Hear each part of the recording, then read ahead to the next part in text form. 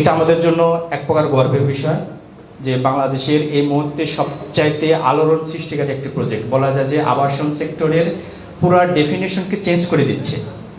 যে আবাসন সেক্টরটাকে যে এভাবে হতে পারে, ইসলামিক ভাবধারার আলোকে হতে পারে, সাথে আমরা যারা মধ্যবিত্ত পরিবার রয়েছি তাদের হাতের নাগালের মধ্যে যেন এটা হতে পারে, সামর্থ্যের মধ্যে যেন হতে পারে, সেই সাথে আমাদের সন্তানরা যেন খুব সুস্থ সুন্দরভাবে শারীরিক মানসিকভাবে বিকাশ লাভ করতে পারে, এরকম একটা সুন্দর পরিবেশ, মা বোনদের নিরাপত্তা সব কিছু মিলে এর বাদেও আমাদের ইসলামিক স্মার্ট সিটির সাথে সম্পৃক্ত হয়ে যেন আমরা আর্থিকভাবে লাভবান হতে পারি। সামগ্রিক যে একটা কমপ্লিট প্যাকেজকে নিয়ে যে এরকম একটা রিয়েল এস্টেট সেক্টর হতে পারে, এটাই ইতিপূর্বে বাংলাদেশের স্বাধীনতার পর থেকে আজ পর্যন্ত কেউ কল্পনাও করতে পারে নাই। তো যে বাংলাদেশে অনেক আবাসন বড় বড় আবাসন প্রকল্প রয়েছে, আমি নাম মেনশন না করি, কিন্তু তারাও কখনো ইসলামিক স্মার্ট সিটি করবে এবং এভাবে হতে পারে সেটা কখনো কল্পনা করে নাই, অথবা তারা অ্যাটেম্প নেয় নাই। হতে পারে হয় তারা সাহস করে নাই, অথবা হতে পারে যে তারা আসলে ইসলামিক পরিবেশ কায়েম হোক এই বিষয়ে তারা মনোযোগী হয় না। তারা মূলত মনোযোগী আছে তাদের প্রফিটের দিক দিয়ে, তাদের ব্যবসার দিক দিয়ে। এই জায়গার থেকে ইসলামিক স্মার্ট সিটি ব্যতিক্রম। একটা সময় ছিল যে ইসলামিক স্মার্ট সিটি আমাদের স্বপ্ন ছিল। আমরা যখন শুরুর দিকে যখন আমরা চিন্তা করতাম আমরা নিজেরাও তো একটা পরিবেশের সাথে থাকি, কিন্তু যে পরিবেশে আমরা থাকি সেই পরিবেশে অনেকগুলো অবস্ট্যাকল রয়েছে। আমি যদি আমার সন্তানের কথা বলি তাহলে আমার দুইটা সন্তান, তো অফিস থেকে এসে দেখা যাচ্ছে আমার সন্তানরা মোবাইলে বা ডিভাইসে আসক্ত।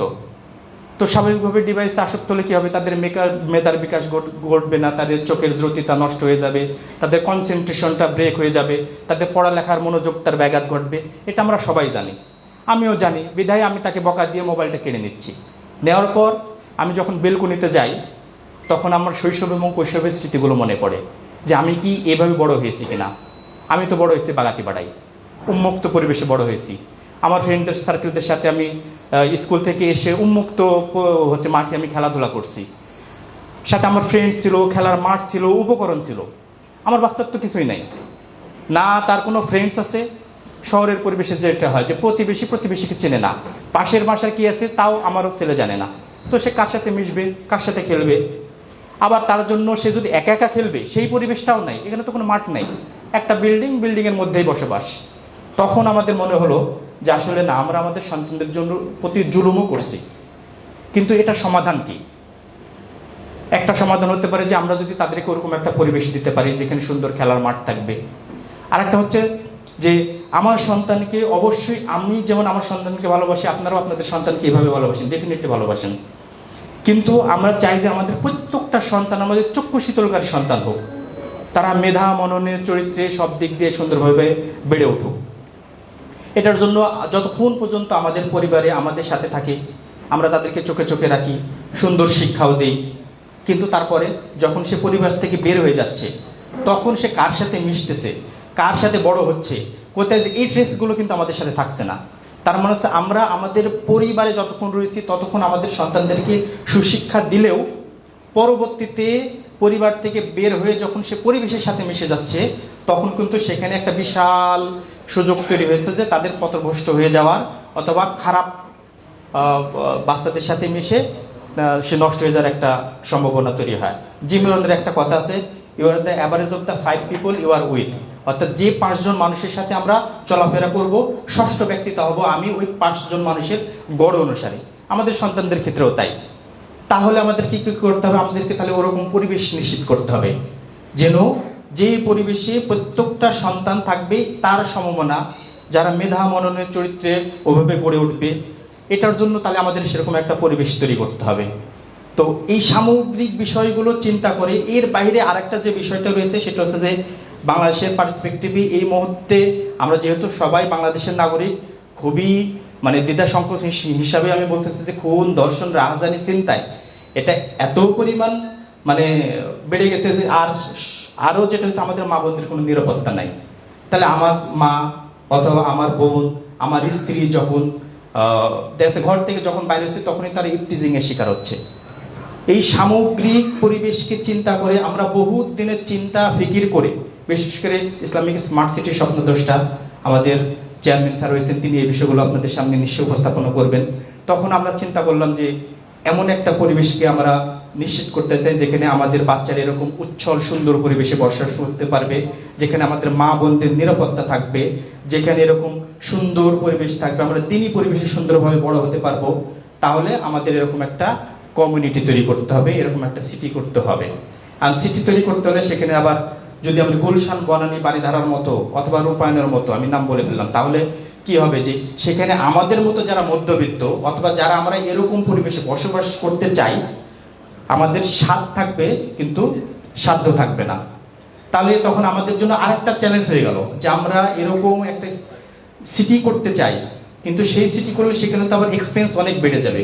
সাধারণত কন্ডোমিনিয়াম প্রজেক্টে নর্মাল যে কোনো ফ্ল্যাটের তুলনায় কন্ডোমিনিয়াম ফ্ল্যাটের দাম প্রায় 1.5 থেকে দ্বিগুণ পরিমাণ বেশি থাকে। আপনারা জানেন, যেহেতু এখানে অনেক ফ্যাসিলিটিস থাকে, অনেক স্পেস ছেড়ে দিতে হয়, তারপরে অনেক সুযোগ সুবিধা নিশ্চিত করার কারণে এই ডিমান্ডটাও বেশি থাকে।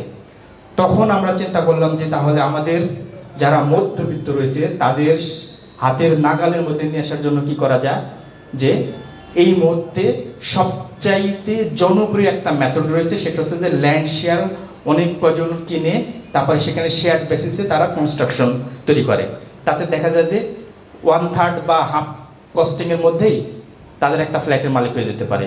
তখন আমরা চিন্তা করলাম তাহলে এই মডেলটাকে আমরা ইসলামিক স্মার্ট সিটির কনসেপ্টে নিয়ে যাই। তাহলে যেটা হবে যে খুব সহজেই প্রথমে তারা ল্যান্ড শেয়ার কিনতে পারবে এবং ল্যান্ড শেয়ার কেনার পর পরবর্তীতে যখন কনস্ট্রাকশন ফেজ চলে আসবে তখন অ্যাকচুয়াল কস্টিং এ তারা এখানে একটা ফ্ল্যাটের মালিক করতে পারছে। তো একসময় যেটা আমাদের স্বপ্ন ছিল, আলহামদুলিল্লাহ আল্লাহর দরবারে আবারও শুকরিয়া আদায় করছে যে আল্লাহ রাব্বুল আলামিন অতি অল্প সময়ের ভিতরে মাত্র 7-8 মাসের মধ্যে আমাদের সেই স্বপ্ন শুধু বাস্তবে রূপান্তর হয়েছে তাই না, এটার যে গ্রোথ সেটা বাংলাদেশের ইতিহাসে এরকম কোনো গ্রোথ নেই। আমাদের 2টা প্রজেক্ট চলমান রয়েছে। আমাদের প্রথম যে প্রজেক্টটা সেটা হচ্ছে ঢাকা মাওয়া রোডে পুষ্প ইসলামিক স্মার্ট সিটি, আমাদের প্রথম যে প্রজেক্ট, সেখানে 42 বিঘা জমির উপরে আমরা একটা প্রথম সিটিটা গড়ে তুলতে যাচ্ছি। এখানে প্রায় 2536টা ফ্ল্যাট রয়েছে বা 2536টা পরিবার এখানে থাকবে। পাশাপাশি এখানে আমাদের প্রায় 2 লক্ষের মতো কমার্শিয়াল স্পেস রয়েছে এবং পরবর্তীতে আমাদের অতি অল্প সময়ের ভিতরে আমাদের সবচেয়ে লুক্রেটিভ, বিশেষ করে আমাদের উত্তরবঙ্গ মানুষের জন্য যে প্রজেক্টটা খুবই পছন্দের একটা প্রজেক্ট হতে পারে, সেটা হচ্ছে যে মিরপুর চিড়িয়াখানার পশ্চিম পাশে বেড়িবাঁধ সংলগ্ন আমরা এখানে 78 বিঘা জমির উপরে আমাদের দ্বিতীয় project Mirpur Islamic smart city শুরু করেছি। এখানেও আলহামদুলিল্লাহ প্রায় 3768টা ফ্ল্যাট থাকবে, সাথে 2,85,000 স্কোয়ার ফিটের কমার্শিয়াল জোন রয়েছে। এখানে থাকছে স্কুল থাকবে 8 তলা বিশিষ্ট, একটি মাদ্রাসা থাকবে 8 তলা বিশিষ্ট, একটি সুদৃশ্য মসজিদ থাকবে যে মসজিদে এট এ টাইমে 9,000 মুসল্লি নামাজ আদায় করতে পারবে। থাকবে সেখানে কমার্শিয়াল আমাদের জোনের পাশাপাশি আমাদের থাকছে সেখানে কমিউনিটি হল থাকবে আমাদের 2টা। একটা হচ্ছে যে আমাদের আবাসিক এরিয়ায় যাদের যে প্রোগ্রামগুলো আমরা করতে পারি এরকম, পাশাপাশি এখান থেকে যেন আমাদের এই আবাসিক এরিয়ার পাশাপাশি যেন আমরা ইন্টারন্যাশনাল মানের ইসলামিক প্রোগ্রামগুলো এখানে করতে পারি, এর জন্য আমরা একটা ইন্টারন্যাশনাল মানের একটা কমিউনিটি হল এখানে তৈরি করবো ইনশাআল্লাহ। তো সব মিলে এখন আর স্বপ্ন নয়, এখন এটা আমাদের একেবারে বাস্তবতার রূপ ধারণ করেছে এবং আপনাদের সার্বিক সহযোগিতা ভালোবাসা নিয়ে ইসলামিক স্মার্ট সিটি দুর্দান্ত গতিতে এগিয়ে চলছে। আমরা এটাই আমাদের স্বপ্ন না, আমাদের স্বপ্ন ঢাকা শহরের 6টা প্রবেশদ্বার যেগুলো রয়েছে 6টা ইসলামিক স্মার্ট সিটি গড়ে তোলা হবে। পাশাপাশি প্রত্যেকটা বিভাগীয় শহরে আমাদের একটা করে ইসলামিক স্মার্ট সিটি গড়ে তুলব এবং যদি সম্ভব হয় আল্লাহ তাআলা কবুল করেন তাহলে আমরা প্রত্যেকটা জেলা শহরে একটা করে ইসলামিক স্মার্ট সিটি শুরু করব। এবং ইসলামিক স্মার্ট সিটিতে শুধুমাত্র আমরা সীমাবদ্ধ নই, আমরা আবাসন খাতের পাশাপাশি পর্যটন খাতে আমরা মনোযোগ দিয়েছি। কারণ আমরা খেয়াল করেছি যে পর্যটন খাতেও বেশ কিছু যেটা আমাদের মতো যারা আমাদের পরিবার নিয়ে যারা কোনো কোথাও ঘুরতে যাই অথবা বিনোদনের প্রয়োজন হয়, তখন আমরা গিয়ে একটা অস্বস্তিকর অবস্থায় পড়ে যাই।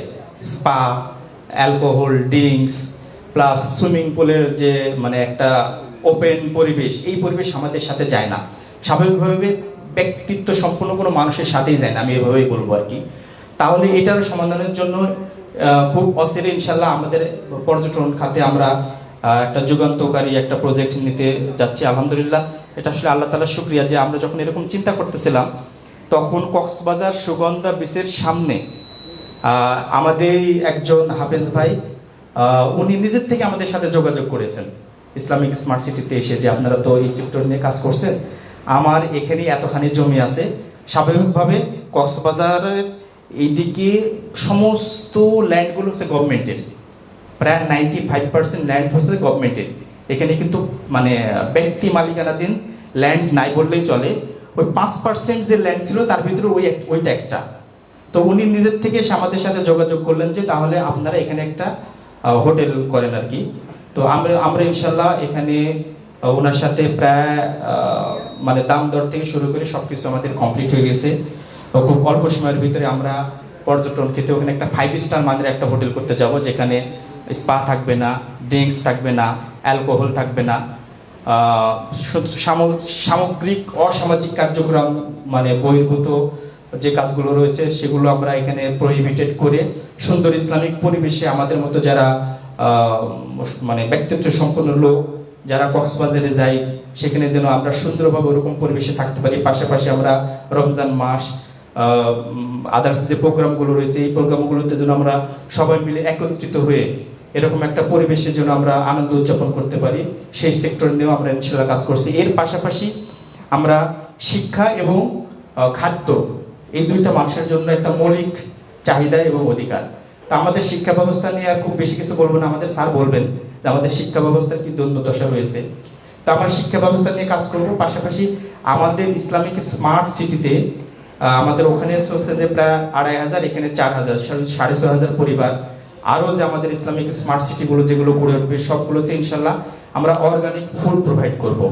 কারণ আমাদের বাচ্চাদেরকে শারীরিকভাবে মানসিকভাবে বিকাশের পাশাপাশি তাদেরকে আমাদের শারীরিকভাবে বিকাশ করার জন্য অবশ্যই তাদেরকে অর্গানিক বা স্বাস্থ্যকর খাবার প্রয়োগ করতে হবে।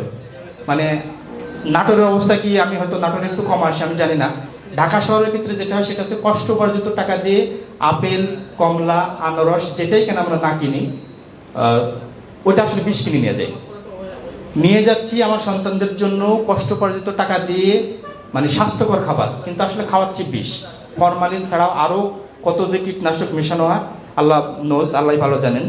তো আমরা আমাদের বাসিন্দাদের জন্য একেবারে অর্গানিক খাবার প্রোভাইড করব, এবং সেই খাবারগুলো কোথা থেকে আসবে? সেই খাবারগুলো আসবে হচ্ছে যে আপনাদের মধ্য থেকেই। আপনাদের মধ্যে যদি কারো অর্গানিক ফার্ম থাকে ডেফিনেটলি আমরা তাদেরকে স্বাগত জানাবো যে আমরা আমাদের সিটিতে আপনারা অর্গানিক খাবারগুলো প্রোভাইড করেন। তো আমরা চাই যে ইসলামিক স্মার্ট সিটিকে একটা সামগ্রিকভাবে একটা ইকোসিস্টেম তৈরি করেছি, এই ইকোসিস্টেমের সাথে আমরা কিভাবে সম্পৃক্ত হব এ বিষয়ে আমি একটু আপনাদেরকে একটু ইনসাইট দিই। সেটা হচ্ছে এমনিতেই তো যে আমরা ল্যান্ড শেয়ার কিনে ফ্ল্যাট তো কনস্ট্রাকশনের অ্যাকচুয়াল কস্টে আমরা প্রায় 1/3 আমাদের একটা ফ্ল্যাটের মালিক হয়ে যেতে পারছি। এর পাশাপাশি এই মুহূর্তে আমরা অল্প কিছু খুবই মিনিমাল পরিমাণ ইনভেস্টমেন্ট শেয়ার দিচ্ছি আর